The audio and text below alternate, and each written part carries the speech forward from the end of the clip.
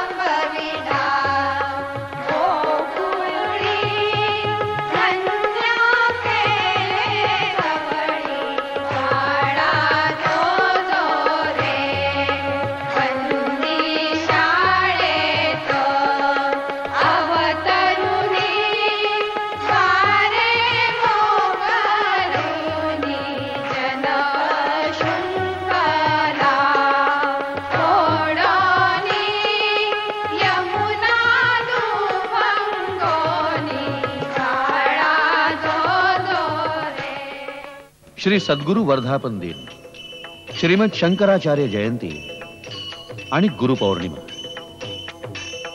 दीपावली उत्सवही येथे पारंपरिक पद्धतीने साजरा होतो.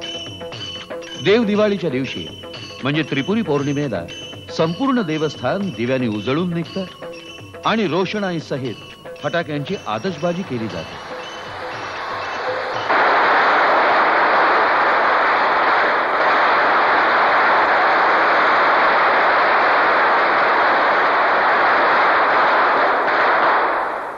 श्री गुरुदेवांचे देशोदेशी असंख्य भक्त आहेत. आपल्या भारतीय संस्कृतीमध्ये गुरुपूजनाची परंपरा दैवी गुरूंच्या परंपरेतून निर्माण झाली.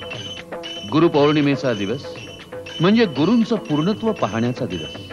गुरुपौर्णिमेचा उत्सव देवस्थानात मोठ्या प्रमाणात साजरा केला जातो.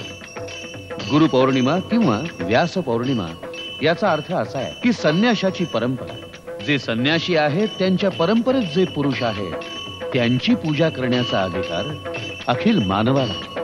गुरुपौर्णिमेला शिष्याचं मुख्य कर्तव्य म्हणजे गुरुदर्शन, गुरुपूजन आणि उपदेश ग्रहण. नगरला देवस्थानात आपल्या गुरूंच्या दर्शनाकरता असंख्य भक्त येत असतात. गुरुपूजनाचे अनेक प्रकार आहेत. गुरुसंबंध, गुरु आश्रमवास, गुरुतीर्थ प्राशन, गुरुप्रसाद, गुरु गुणगान, गुरु सेवा, गुरु चरण स्पर्श. त्याची चरणस्पर्श म्हणजे त्या पाठीमागचा हेतू असा की भक्तांची आणि शिष्यांची गुरुच्या